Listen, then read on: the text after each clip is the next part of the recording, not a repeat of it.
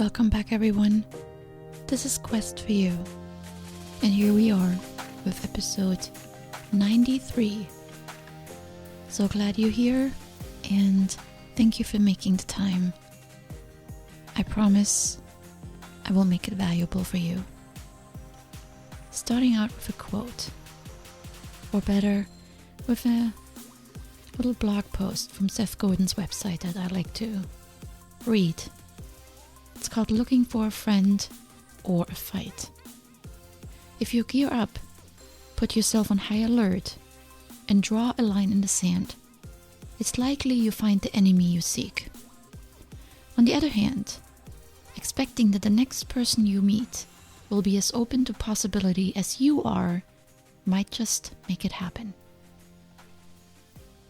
This episode is an extension of yesterday's episode on connection.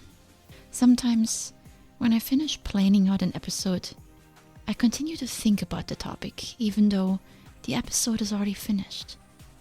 Or I may listen or read something that connects really well to the theme, and so I find myself exploring similar topics several days in a row. I'm sure you've noticed the pattern. And the connection topic is a really big one, and it can be looked at from so many different angles. Today I want to take connection a step further, because it's needed. Yes, we need to talk about it. We need to talk about it more. We live in times when we don't have to leave the house anymore if we desire so, because almost everything imaginable can be accomplished over the internet. We live in times where people everywhere look down onto screens instead into the eyes of another person. At dinners, walking down the street, even while driving cars.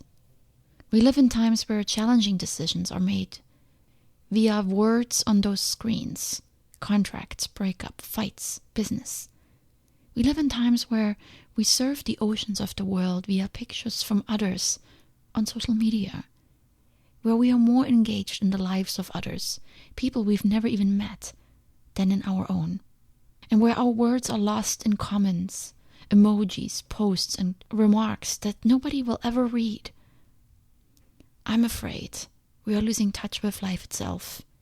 We forget how to be in the presence of life. True personal connection, I believe, requires sitting across from another human being. In person, not over FaceTime, in case you were wondering.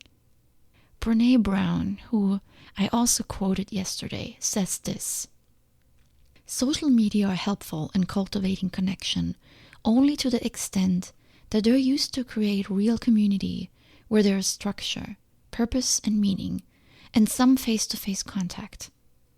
Social media are great for developing community, but for true belonging, real connection, and real empathy requires meeting real people in a real space, in real time. We can add connections all day long. In fact, it appears that our worth is measured by the number of friends and followers we have. They are the new results. They are what seems to matter before anything else that you create. In reality, it doesn't mean a thing. For the purpose of the real connection that Brené and I are talking about, you need to be face to face with real people. I realize the comfort we have with the internet. It's safe, for the most part. We don't have to deal with people that could pose a potential threat to us or hurt us in any way. We can choose when to respond, or even if ever. We have tons of options. We can see more brands than any store could carry. We can read through more people's profiles than we would ever meet in person. We can compare prices, features, read reviews. We can say pretty much anything without serious repercussions, except possibly being banned from a site. We can test the waters when it comes to people. We can chat and see what people are like without wasting time on an in-person meeting. Yes, I understand all this, and I also take advantage of all these benefits. But I feel we need to be on alert so that screens don't take over our life and replace human interaction. There's so much value in the interaction with another human being. The words, the facial expressions, the gestures, learning how to read the other person, how to react in the moment, how to express feelings towards the other person. Sorry, but emojis won't do the job. And who is the person texting, tweeting, and liking anyway? Is it really you? You will not find out who you really are if you don't expose yourself to the real world. Here's Brené Brown again. I define connection as the energy that exists between people when they feel seen, heard, and valued, when they can give and receive without judgment, and when they derive sustenance and strength from the relationship. We need to show up in the world again, with all our mighty being. We need to be in the world fully, not just checking in and out. We need to be among other human beings, initiate, contact, speak, smile, and observe. We need to be open, curious, and ready. Make an apology in person when it's needed. End a long-term relationship using the proper words and body language. Invest into a friendship, a business relationship, a mentorship. We need to show up in person. We need to walk our streets, the trails, the beach, and the path not yet defined. We need to explore and get to know the world we live in. Physical buildings and structures and nature are there for us to explore and to enjoy. The screen has become our means of venturing out into the world. Show up again in the world. Touch, smell, feel, and experience life up close, with all its unpleasant experiences. The stink, the mess, the construction zones, the burned forest.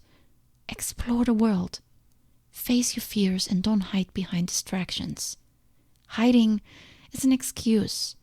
Hiding is not making an effort. Hiding and only coming out when it's required is the opposite of curious. It's a dull life, if you ask me. Show up in your world and in person.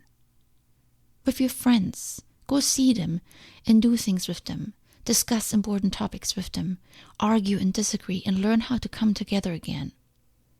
With your family, speak up, resolve conflicts. Invest time and effort into these most important relationships. Be present with them because one day they will no longer be there. Your co-workers, walk by their cubicles instead of sending email after email. Take your team to lunch once in a while. In your community, join something that matters to you and your community.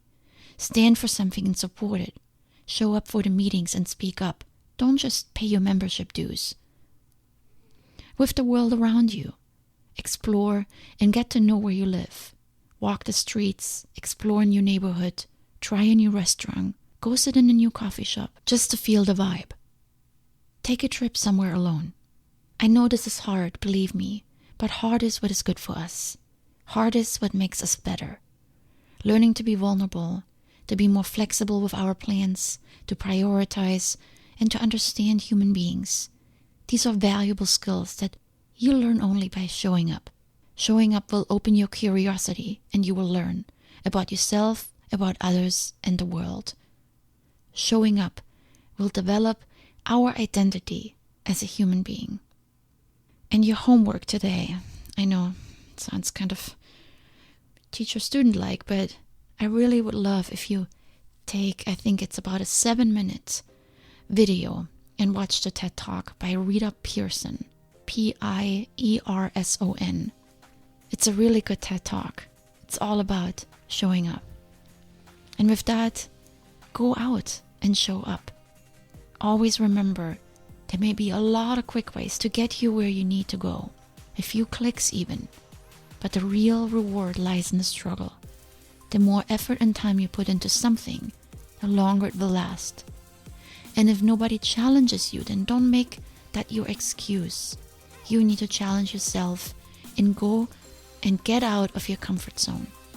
Whatever you need to learn to go and get it. Thank you for your time today. It is an honor to share it with you. And please know that I value your time and I realize you have a million other things to do.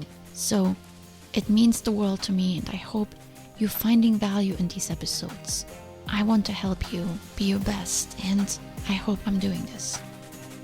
With much love today. Until next time.